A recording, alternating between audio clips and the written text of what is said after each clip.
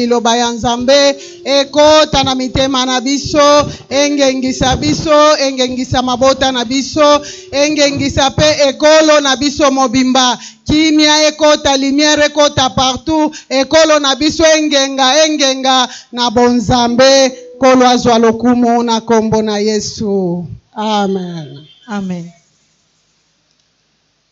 Balingami kati na nkolo topesi ya wenzambe merci. Nzambe mokokisi na bilaka, Nzambe ya bolingo, Nzambe ya bokasi nyonso, Nzambe ya Apotre Paul Alain Muzumbi, oyo atelemisi biso liboso na bino lisusu na tongo ya lelo, na tina na kolobela kombo na ye, azwa lokumu, apambolama na tongo ya lelo, na kombo na Yesu Kristu. Amen. Amen. Na lombangu motangi ya kotangela biso na 2 Corinthiens chapitre 10 versets 5 à 6. 2 Corinthiens chapitre 10 le 5e verset. Oui. Nous renversons les raisonnements. Tozo kweisa, toza kobongola, toza kokweisa makanisi nyonso, to mayele nyonso, misala nyonso ya mabe. Mayele nyonso, ignorance nyonso, o ezali na kati ya moto. Oyo toza kobebisa misala nyonso, oyo nyonso efandi na kati ya pensée, to intelligence ya moto, oyo nyonso eza koegare ye liboso ya Nzambe, yawe Nzambe alobi. Na tongo ya lelo, aza kokweisa mayele nyonso wana ya mabe. Et toute autorité qui s'élève contre la connaissance de Dieu, tobondoki tobonganga nyonso, toba siansi nyonso bokasi na yango nyonso, oyo nyonso ezoyeba kotosa liloba na Nzambe te, oyo nyonso ezolinga kobongwa na te, koyeba Nzambe te, mayele nyonso wana ya mabe, ba siansi nyonso wana ya mabe, ignorance nyonso, bozangi boyebi Nzambe nyonso na kati ya moto. Yawe Nzambe alobi aza kokweisa yango, to aza kobongola yango na nzela liloba ya tongo alelo. Pesanga mena bien. Amen. Ouais. Et nous amenons toute pensée captive à l'obéissance de Christ. Tozoko bongola mayele nyonso, tozoko bongola mutu nyonso, tino ayeba liloba ya Nzambe, kino ayeba bosolo ya Nzambe, kino ayeba kobanga Nzambe, pe kotambola na Nzambe, pe koyeba liloba ya molimo kati na ye. Amen. Amen. Ouais. Nous sommes prêts aussi à punir désobéissance. Moto nyonso oyo azali koyoka maloba na Nzambe, pe azali kobongwa na te, yawe Nzambe alobi aza prêt ya kopamela to ya kopinir mutu nyonso wana. Balobi soki otali na Egypte, Nzambe azalaki kofrape Pharaon, azalaki kotinda ba fleo pona kozanga koyoka Nzambe, pona kozanga kotosa Nzambe. Nzambe aza prêt ya kopinir mutu nyonso aza koyoka, aza kotambola, aza kobanga Nzambe te. Yawe Nzambe alobi bato ya lolenge wana aza prêt ya kopamela bango, pe ya kopinire bango. Pinisio ya Nzambe yaka na lolenge ebele, kino moto akoma na kotosa Nzambe, kino moto azonga na kati ya mayele pe ya makanisi ya Nzambe, pe na koyeba koluka Nzambe kobanga ye. Nzambe yaka na ba façon ebele, ndenga yaka na ba façon ebele epa ya Pharaon. Kozanga koyoka Nzambe, Nzambe akotinda ba diple, akotinda ba fleo, tango Nzambe atindaka eyaka nde na lolenge ya mabe, yaka ndenge na ndenge ya punition, pour que kaka mutu ayeba Nzambe, kino mutu akoma na obéissance ya Nzambe. Amen. Amen. Pesanga mena mafuta. Amen. Pesanga mena 2022. Pesanga mena balongi. Oui maman. Lelo teme na biso ya lelo eza bonheur. Tokolobela ya bonheur. Bonheur eza bozwi Bamususu balobia wana premier kiti to potani nango wa tolukia ngo na lingala pasi. Bamususu balobi na premier kiti bonheur eza bomengo. Bonheur eza bamususu balobi eza bomengo te. Tolobi eza bozui. Balobi te eza bozui te, bozui eza richesse. Siko toyebi bomengo lingi koloba nini. Donc tomoni bonheur eza ko kamba nyonso. Donc tomoni na bomengo eza na kati ya bonheur. Na bozui eza na kati ya bonheur. Na kimia na makambo nyonso ke bolingo nde mama ya makambo nyonso. Amen, amen. Donc bonheur nde eza ko engoble bango nyonso bakoti na kati ya bonheur. L'argent ne fait pas. Poso ki toke kote ya bomengo. Tozomona bonheur bomengo ezoko kate.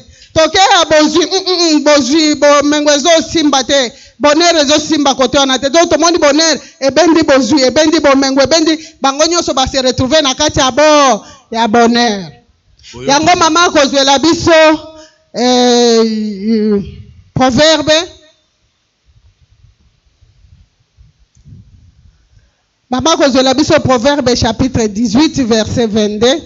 Celui qui trouve une femme trouve le bonheur. Yawe nzambe alobi ete oyo nyonso akozwa mwasi.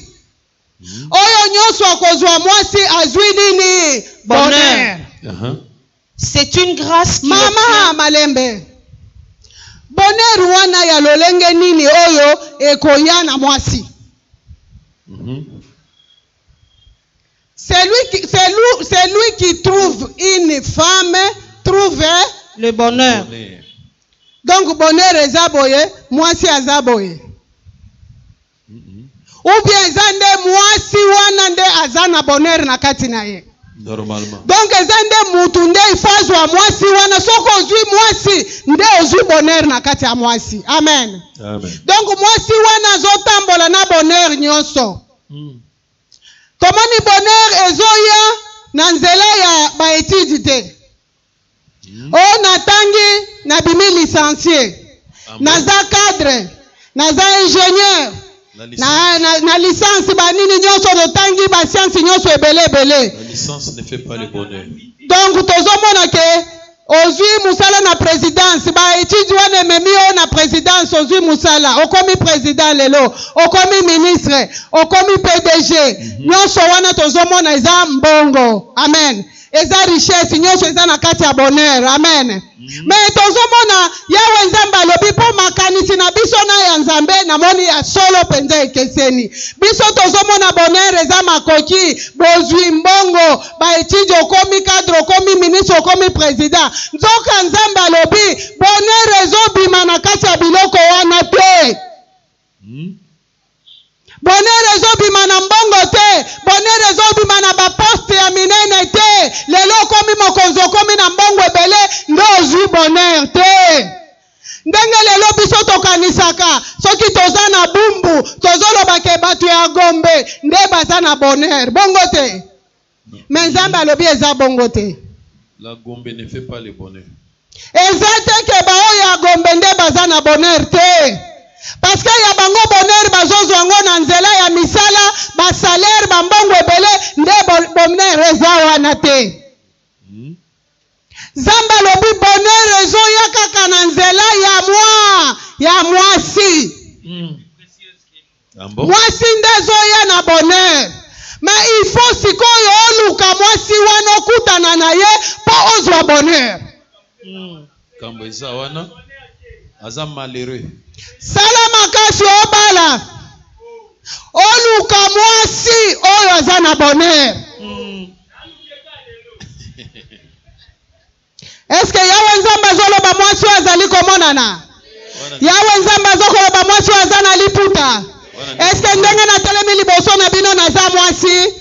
Na miso ya bomoto eza naza mwasi. Mais na liboso ya nzambe, na miso ya bonzambe naza mwasi te liboso ya nzambe. Liboso ya nzambe naza mobali.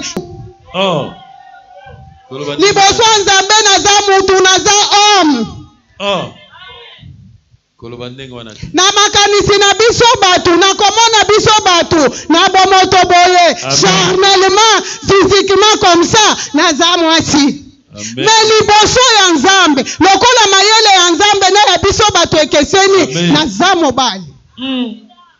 Donc mobali liboso ya Nzambe, eza mutu nyonso eza na mayele ya Nzambe. Oyo eza na parole, oyo eza na parole spirituelle, oyo eza na puissance na force ya kokamba nango batu. Mobali.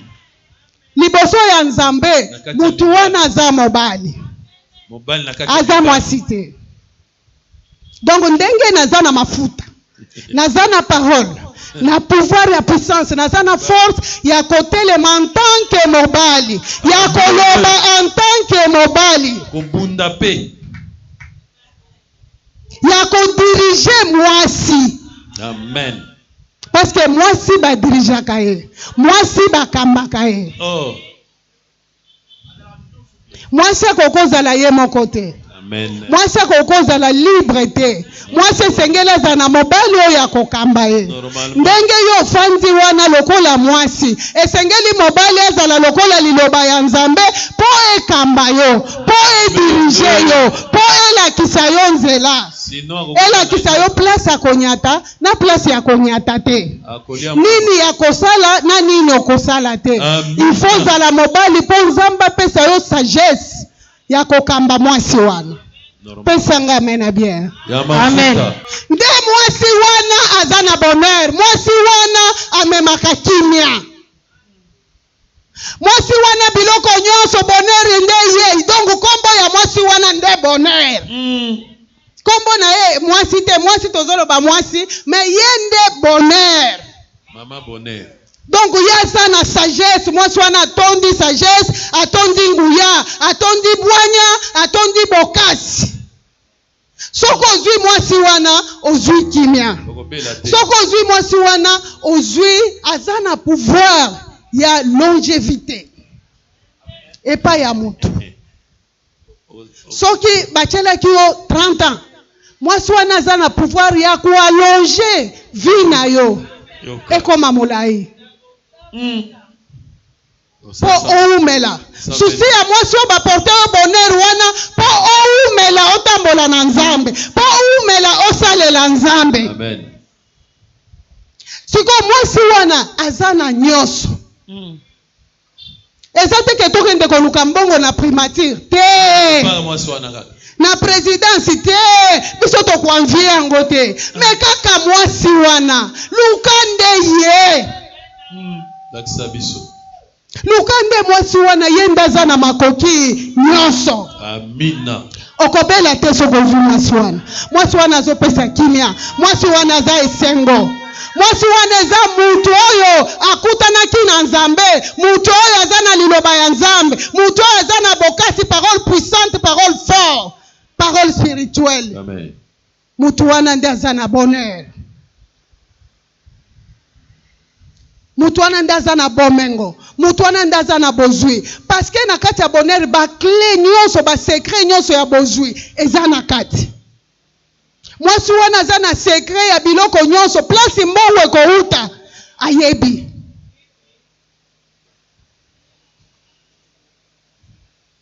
Kangama na mwasi wana, luka mwasi wana.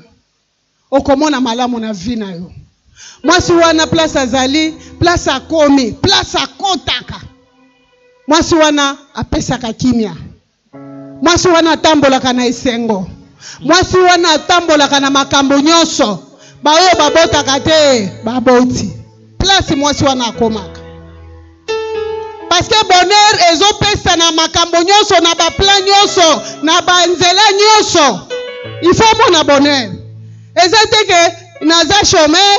Et puis kotoyo naza na kimia te. Ye nyonso azosimba, azotala nini oyo ezokende te. Nini oyo ezosalema te ya malamu epa ya mobali na nga oyo.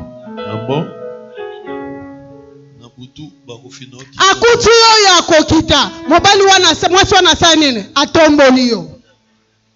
Akuti oyo yo yebaki te. Mwasi wana sa nini? Atomboli yo. Parce que oza na bonheur. bandoto mabe kolota te on asali ba cauchemar ani yo zana bonheur ozo sala ba cauchemar okosala ngote parce que moi swana zo memela yo nyonso esengeli okoluka te okoyima te okopata te yaza na solution. Amen.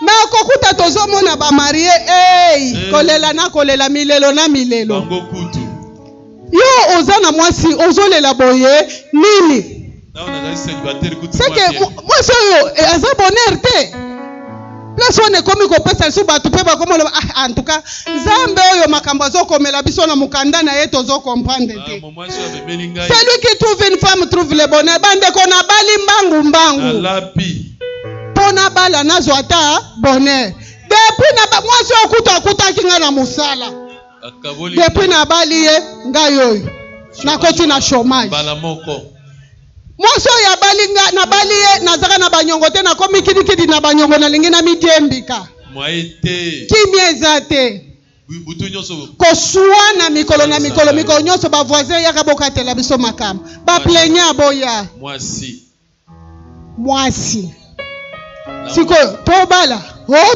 te siko moni ke mwasi o nzamba azaki koloba aza oyo ya liputa te oyo apesaka bonheur aza oyo te oyo apesaka bonheur autaka kaka epai ya Yawe nzambe ye moko. Amen. Soki mwasi wana kiti et puis fozala na grâce alobi yango te kuna. C'est une grâce qu'il obtient de l'Éternel. C'est une grâce qu'il obtient de l'Éternel. Amen. Oyo ezangolu ko utepa ya Yawe nzambe. Yes. Po ozwa mwasi wana. Donc mwasi wana koluka ye na Kongo mobimba okozwa ye te na nzoto boye okozwa ye te. Mais epai ya Yawe nzambe soki grâce uti epai na ye ngolu na ye alingi yo mwasi wana akokita. Amen. Akopesa yo mwasi oyo akopesa yo kimia akosekirize yo akopesa yo makambo nyonso ya malamu. Amen. Ozomona batu mususu bazozo mwasi matanga ekoti na ndako mobali akufi lo ndenge nini mama zwa nanu na Des Rois chapitre 4 verset 1 jusqu'à 7 tozokende malem. En tête, miracle d'Élysée, l'huile de la veuve. Oui. Une femme d'entre les femmes, des fils de prophètes, cria à Élisée en disant: ton serviteur, mon mari, est mort. Ton serviteur, mon mari, est mort. Tala-moi.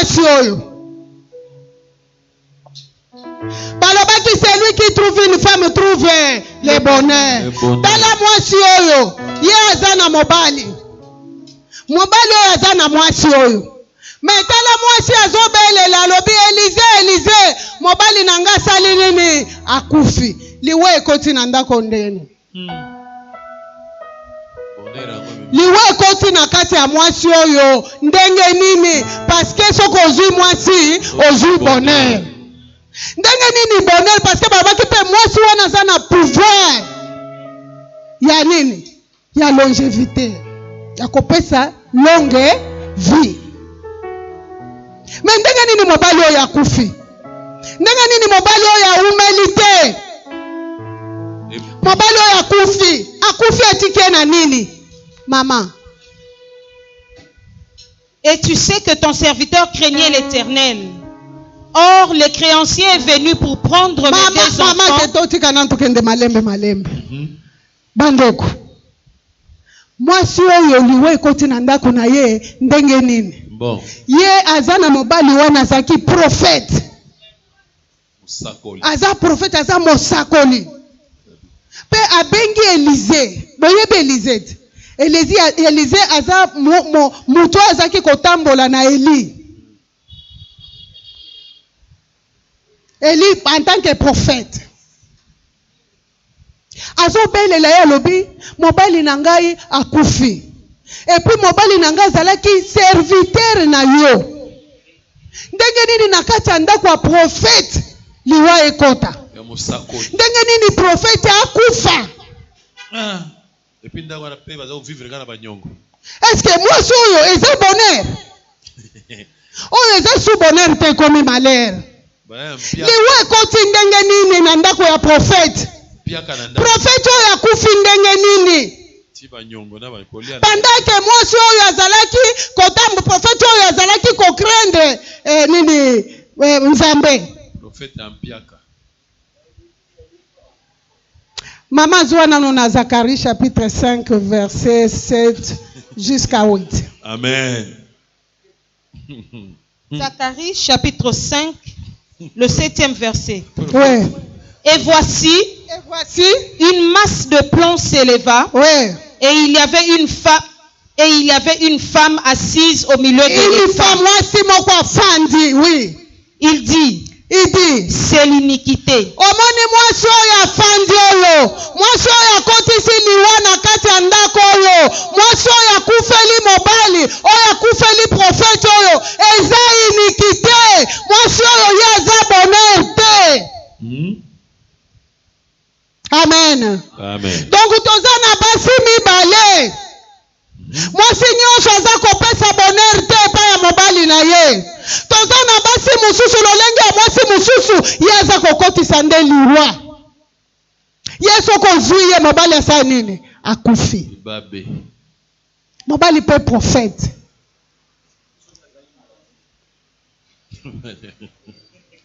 Est-ce que ya solo penza mobali azalaki prophète? Mais Bible ekomi yango, mais tokende na mayele ya Nzambe, na bososoli ya Nzambe, na bwanya ya Nzambe. Est-ce que mobali oyo penza azalaki prophète? Parce que soki azalaki prophète azalaki kotosa Nzambe, azalaki kotambola na Nzambe, liwa kokokota te, akoki kokufa te. Mais Nzambe alakisi ke mwasi oyo azalaki na ye azalaki iniquité, ezalaki masumu, ezalaki mutu. Tango tolobi mwasi tolobaki mutu te. Mutu nyonso oyo atozana batu mibale, mutu nyonso oyo mayele na ye nyonso epengwi na miso ya Nzambe, Nzambe aza koloba ngo eza iniquité. Mutu nyonso aza na sagesse ya Nzambe te, intelligence ya Nzambe te, parole spirituelle ya bwanya te na kati na ye, Nzambe aza kobenga ye eza iniquité. Mwasi oyo aza na sagesse ya mabe, mwasi oyo azotambola bisika nyonso akokende amemaka kimia te. Mutu soki azotambwisama na sagesse ya mabe, mutu soki aza na kati ya ignorance, mutu oyo aza na kobanga Nzambe te, mutu ayebi parole spirituelle ya Nzambe te, mutu oyo aza na kati ya égarement ya bokonzi ya Nzambe, mutu wana atambwisamaka na désordre. Mutu wana Nzambe tango nyonso azobenga azotala ye azomona kaka iniquité na kati na ye. Mutu wana tango misala na ye nyonso makambo nyonso azosala, Nzambe azomona ngo kaka masumu, mabe nde ezomata na kati ya liboso ya miso ya Nzambe. Mabe nde ezomata na bokonzi ya Nzambe. Acte na yo nyonso kosala, maloba na yo nyonso kosala, misu na yo bamakambo na yo nyonso kosala, masumu nde ezomata na bokonzi ya Nzambe. Mwasi lolenge wana Nzambe alingaka ete. Mwasi esengeli place mutu, place yo ozotambola, mutu nyonso place yo ozokende, esengeli place onyati, oche kimia. Place ezalaki liwa okoti, oche vi. Place ezalaki esengo te tango okonyata, esengo ekota. Place wana chômage ezalaki yo okoti, bazwi misala. Alléluia. Mwasi wana mutu wana esengeli éclairer place nyonso molili ezali. Yo soko okuti pole lumière na kati ya ndako wana esengele sani ebo mama molili place wana ezaki ba problème te, yo soko okoti lokolo ozotambwisama na kati na égarement ya bozangi boyebi Nzambe, yo kwesi batu nyonso bakoti pito pale likolo na yo. Pourquoi? Parce que oyebi Nzambe te. Esengeli sikoyo koluka Nzambe. Mais mwasi oyo azalaki quand même na bwanya, mwasi oyo azalaki quand même na mayele, parce que abelelaki Élisée. mwasi akutanaki na Elize. Mwasi akutanaki na Elize. Yango wana moni mobali na ye akufaki. Mutu asalaki ke mobali wana akufa. Ezaki Elize. Ezaki Elize. Yenda salaki ete mobali wana sanine akufa. Mama zwana no na 2 Rois. Total à Élisée. 2 Rois chapitre 2 verset 6. Elle lui dit, reste ici, je te prie. Élie lui dit, reste ici, je te prie. Car l'Éternel m'envoie au Il répondit, l'Éternel est vivant. Yawe Zambe na yo, Zambe ya Apotre Paul ale muzumbi, Zambe ya Académie évangélique, azana bomo inakati na ngai. Zambe wana zo sala toujours na kati na ngai. Oui. Et ton âme est vivante. E bomo ya liloba ya Nzambe, ezana kati na ngai, ezo sala. Je ne te quitterai point. Nakolongwa jamais na Académie. Nakolongwa jamais na kati na mokano na Nzambe. Nakolongwa jamais kati na volonté ya Nzambe te. Muzumbi nakose détaché na yo te. Ngana yo toza cordon. Cordon na yo ezokanga ngai. Nakokende musika te. Kokende musika yake kokende musika na Nzambe. Kokende na kati ya ignorance, kokende na kati ya mabe. Mais aussi longtemps toza na kati ya académie, aussi longtemps toza na kati ya koyoka Nzambe, tokoza toujours na kati ya volonté ya Nzambe. Ndomoni nazola kisa Elize oyo azalaki moyekoli. Moyekoli lokola biso toyekola kiboye. Tozaki tokangamaki na Eli. Lokola apôtre tozaki na ye azoteya tozokangama vendredi tozali mercredi tozali dimanche boye tozali to assimilaki matière wana bien. Tango Eli omonaki ke tango Eli azalaki komata Elize azalaki kofixe kaka misu azalaki kolanda tango azomata azo expliquer parole spirituelle tango azopesa enseignement biso tozalaki pe komata na ye elongo. Amina. Tozalaki kolandango très bien. Tozalaki obéissante omipesaki ba sacrifice pona kolanda kotalaka ye tango nyonso azomata. Ndo monaki Eli atikelaka Elize manto. Seka atikelaki ye pouvoir. Manto. Pouvoir wana ndo moni biso ba Elize totelemi lelo boye. Parce que tozwaki manto. Parce que tozaki ko observer tango Eli azalaki komata. Tango apôtre azalaki komanyola. Kokota na ba détail kopesa chemin de Genèse Apocalypse. Parole spirituelle. Lelo esali biso boye tozwa manto, tozwi pouvoir. Ya kotelema lisusu liboso na bino pona kolobela bino lisusu. Pona koteya bino. Ndenge mwasi azape mutu, azape moyekoli, ndenge ofandi wana boye. Lelo ozoyoka. Nde mwasi wana lokola azaki na mobali na ye, akutanaki na Elize. Akutanaki na Elize. Elize ateyaki ye, ndenge nazoteya yo boye. Akutanaki na parole spirituelle, akutanaki na connaissance ya boyebi ya Nzambe, ya liloba Nzambe. Ayokaki yango etroublaki ye eke koboma mobali wana. Mobali ya banyongo. Na ndako mibale, na ndako moko. Jamais mibale bakoki kokamba mwasi wana. Ezali na ndako wana soko koti. Mwasi wana oyo mobali nyonso akozwa ye. Eza ubie ngai ubie ye. Oyo akufa moko atikala. Mais lokola Elize a na parole puissante, parole forte. Parole ya Eli azaki kokitisa moto.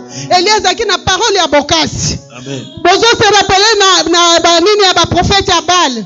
Eli azaki kokitisa moto. Babito cha moto oyo to belela moto ya nani kotumba bangombe oyo. Mais moto ya Eli abelela ki likolo moto ya Eli kitaki etumbi. Donc biso toza na parole ya moto, parole ya bokasi. Parole oyo Elize tango akutanaki na mwasi oyo.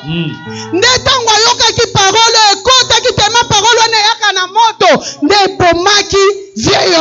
ebomi baconnaissance ya kala, ebomi ignorance ezalaki na kati ya mutu. Tango mobali wana akufi, eloko nini atikelaki ye? Atikelaki eloko te, atikelaki abeba problème. Banyongo ebele. Atikele banyongo ebele.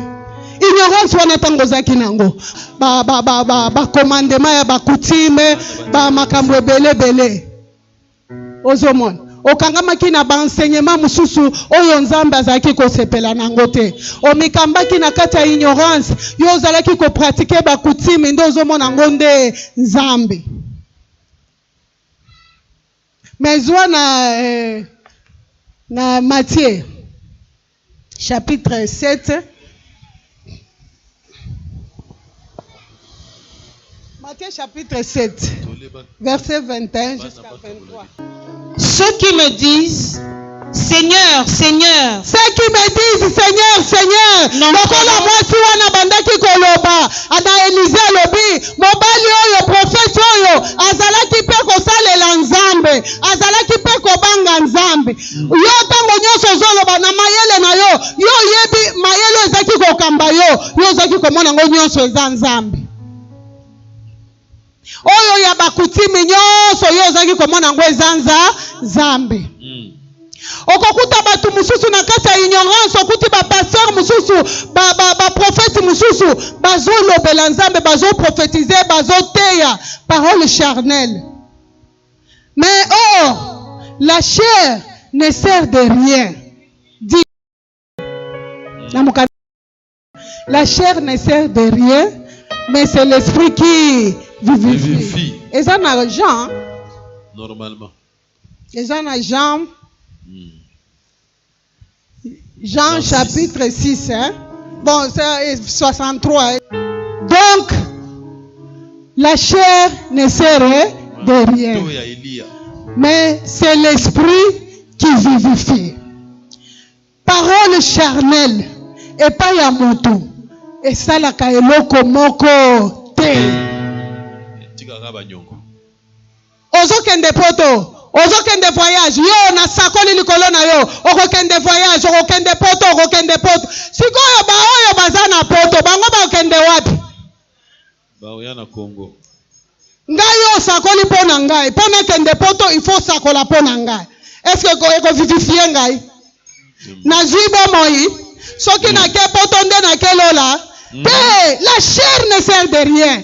L'écriture, les paroles, les visibles ici ne servent de rien. Mais c'est l'esprit de Dieu, la parole spirituelle qui vivifie l'homme. Comme Job 32 dit, en réalité dans l'homme, c'est l'esprit. Il faut qu'il y ait une parole spirituelle pour écouter et pénétrer dans l'esprit à moto. Alléluia. Pour vivifier moto. Et puis ça moto vie. Comme parole autozote ya bino na tongo ya lelo. Amen. Oyo okokende poto. Eza ça ne sert à rien. Ça pelote. Ato kepe poto ango kuno komi koluka la ba eto poto bazolela awa isimbite awa bikende ki bizonga ki mais awa yo bazo prophétiser yo po kende poto. Comme oluka mikanda. Mais na Matthieu wana lobinini. Ceux qui me disent, Seigneur, batu nyonso ba prophète nyonso bazaki ko prophétiser wana, o bazaki ko teya wana, makambo ezomona na eza na litomba te, makambo ekopesa mutu vite, o ezaki ko kamba mwasi oyo. N'entreront pas intelligence oyo bango nyonso bakokota na bokonzi ya Nzambe te. Amen. Mais c'est lui-là seul qui fait la volonté de mon Père. C'est lui-là seul qui fait la volonté de Dieu. Yewana kokota.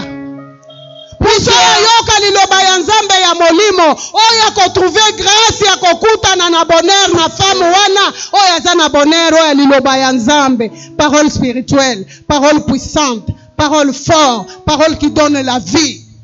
La parole qui guérit, la parole qui délivre. Mutu wana. Yenda kusani akota na bokonzi ya Nzambe. Amina. Mutu wana nde Nzambe ayebiye. Merci. Encore 10 minutes. Gloire au Seigneur. Mutu wana nde ochaki kala. OK. Mutu wana nde Nzambe ayebi ye. Amen. Oui, toke. Plusieurs me diront en ces jours-là, Ba prophète ebele bakoloba. Seigneur, Seigneur, n'avons-nous pas Yawe Nzambe biso to prophétisaka lokola mwasi azoloba Élisée prophète oyo azaki pe kosalela Nzambe.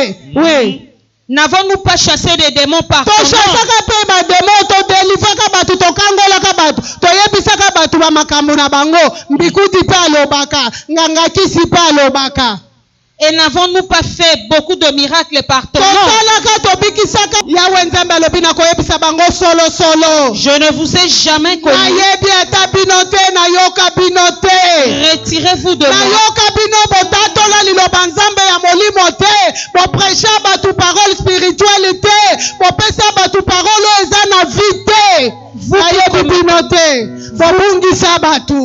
Vous qui commettez l'iniquité. Vous qui commettez l'iniquité.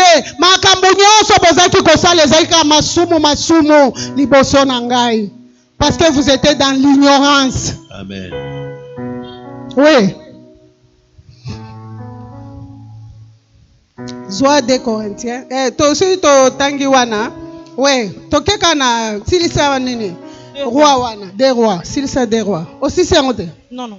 Or, les créanciers étaient venus pour prendre mes 2 enfants. Or que les créanciers ayaki kozwa siko muto banyongo ye wana ye.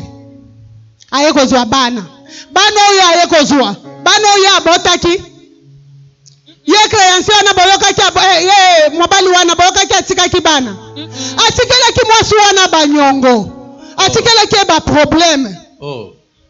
Lokolo ozaki na kati ya ignorance wana. Lokolo ozaki na kati ya makambo bisimba simba. Ba mari de nuit epai. Nyongo. Bien que oyoka ki okutana ki na Élisée.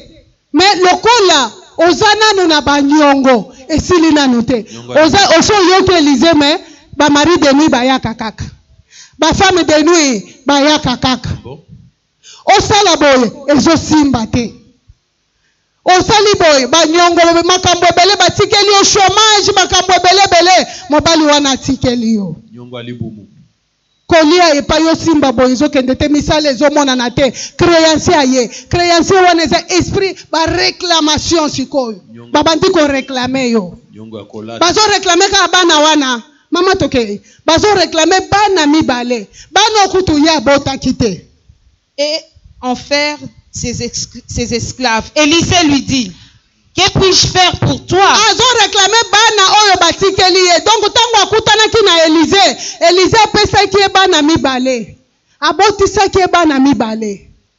Intelligence na sagesse ya Nzambe. Mayele na bwanya ya Nzambe po ekamba mutu oyo malamu. Lokola mobali wana kufi donc kobotisa ye wana tango akutana ki na Élisée nde sala kike eboma mobali wana. Eboma ba enseignement ya kala. Eboma ba ignorance kati na yo. Eboma ba savoir ya mabe yebaki. Yo yebaki ke parole spirituelle sala ke lokote mais ezana nguya. Eboma nyoso. La sagesse de Dieu et l'intelligence de Dieu. Oui. Élisée lui dit, oui. Que puis-je faire pour toi? Que puis-je faire? Dis-moi. Qu'as-tu à la maison? Parce que Élisée yebi batambola kinaye. Ndenge tozana yo bo. Sinayebi ke ozana parole. Ozoyo ka parole spirituelle. Ozana nini na kati na yo? Maman toke. Elle répondit, ta servante n'a rien du tout à la maison. Ta servante, la servante de qui? D'Élisée. D'Élisée. Omoni ke yende bazalaki kokutana na yende babota kibana wana mibale. Élisée seigneur na ye. Élisée komaki seigneur na ye. Élisée komaki kokamba ye. Donc parole ya Nzambe ya molimo nde komaki kokonza ye sikoyo. Na ba problème nyonso azaki koyaka ka epa ya seigneur na Élisée. Lokola yebi ke yaza na parole ya moto akotumba nyonso.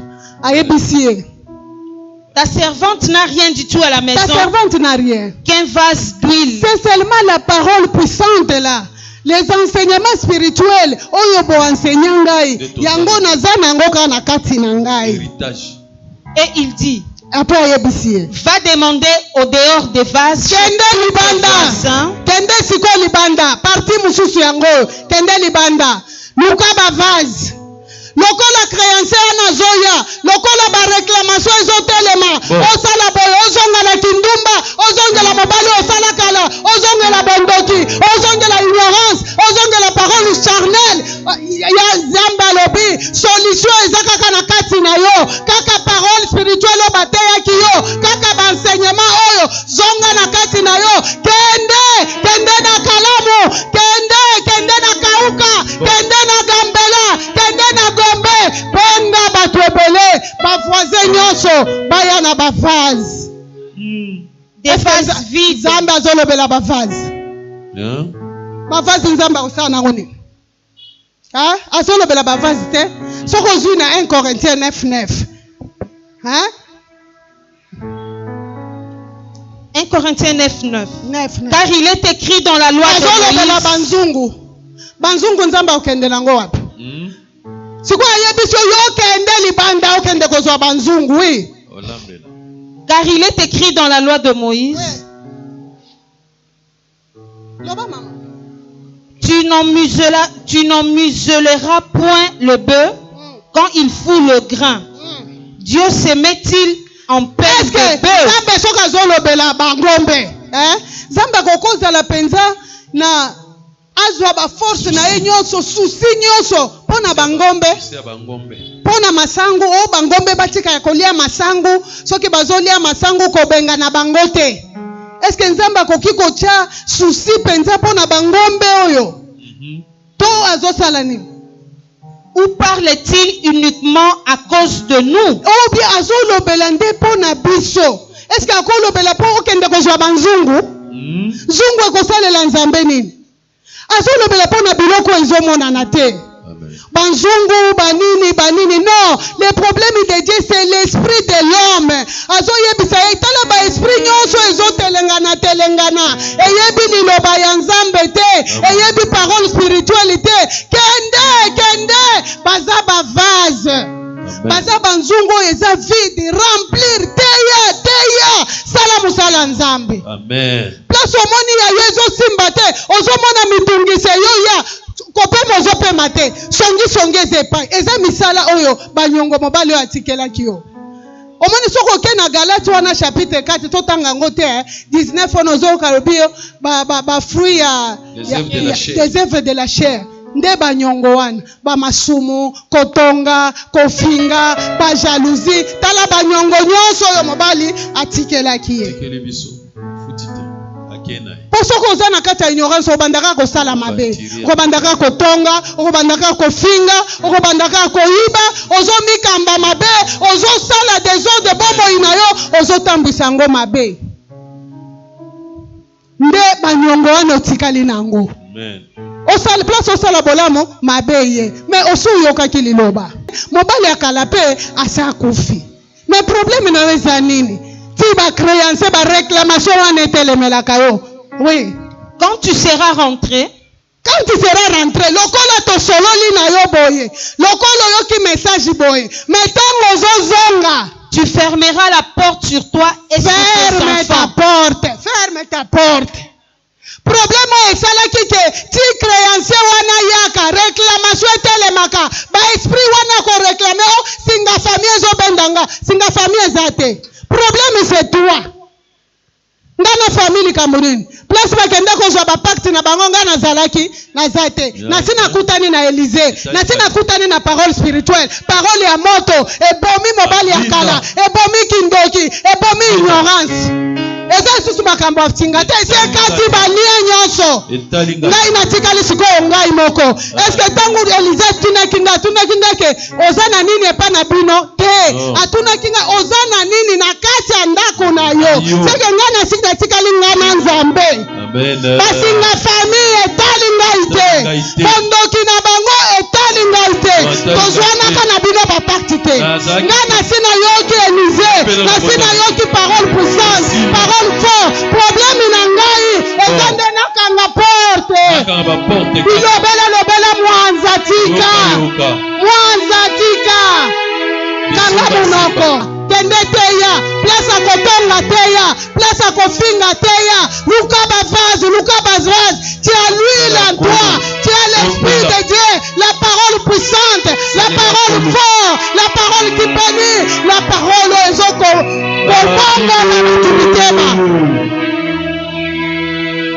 Qu'as-tu dans ta maison? Parole ya Élisée, eza parole ya moto. Kaka lokola prophète Élie azako kitisa moto. Nde lokola biso pe tozwaki manto, tobimisaka parole nguya. Parole na kotelema nazotala na misu nazobanga yo te. Na kotelema na yebisa yo vérité ya liloba ya Nzambe ya molimo. Oye kobikisa yo. Ba prophète akala bakufa. Ba sagesse akala ba intelligence nyonso ya mabe ekweya. Tia l'huile. Telema. Kende benga ba voisin nyonso. Benga ba voisin. Teya. Tu verseras dans tous ces vases. Tu verseras au côté ya bango, parole spirituelle et non parole charnelle.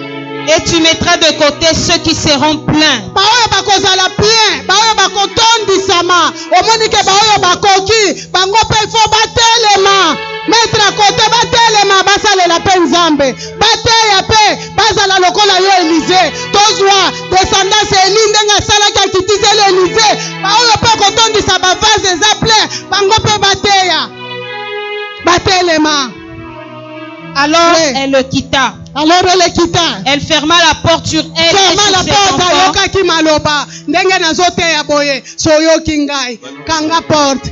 Kende koteya. Eloko esalaki ke créancier wana yaka pona bilobela lobela na yo. Toke mama. Biyoka yoka. Il lui présentait les vases. Alobi nini? Asali boye. Académie zande boye, moi si wana zande boye, ezande boye, soki eza porte nini, ba porte eza polele, fenêtre ezokotisa makambo ebele. Il faut kanga fenêtre na yo te. Yango nde ezosala ke créancier ayaka. Ayako réclamer, on l'a réclamé ta banyongo, bazwa ta banyongo, yazoloba banyongo te mais azo viser kaka bana mibale wana, nde azwa. Pourquoi soko za mutu abilobela biyoka yoka bisala sala ozolanda o Nzambe azoloba te bakoya kobotolo bana mibale wana. Problème ezakaka intelligence na sagesse wana elongwa yo longwa na kati ya bonzambe parce que ozana tina te pourquoi ozotika ba porte ba fenêtre polele ba porte polele ba porte baiba atika ba rideau. Oui maman tosilis. Lorsque les vases furent pleins, elle dit à son fils, présente-moi encore un vase. Mais il lui répondit, il n'y a plus de vase. Et l'huile s'arrêta. Bandeko sala musala Nzambe totelema ba vase eza vide ba vase eza belé batu bayebi Nzambe te batu batonzi place ozana musala place ozana wenze place ozana zando telema bazana ba mibali ba prophète oyo lukuta oyo bazokamba bango bokende boboma mibali nyonso wana boboma avec parole spirituelle parole ya moto ya puissance ya pouvoir oyo ozozwa kende yondo kotikala parole onde kotikala na kati ya mutu oyo mobali akala esengeli akufa vieyo makende na makambo na ye ya mabe mais ekila na yo yangoyo kanga porte pe fenêtre kota na ndako na yo mizongisa na kati ya liloba ya Nzambe na kati ya enseignement ba instruction ya Nzambe ezosenga yo nini sala musala etikala boye na kombo na Yesu. Amen. Merci Seigneur.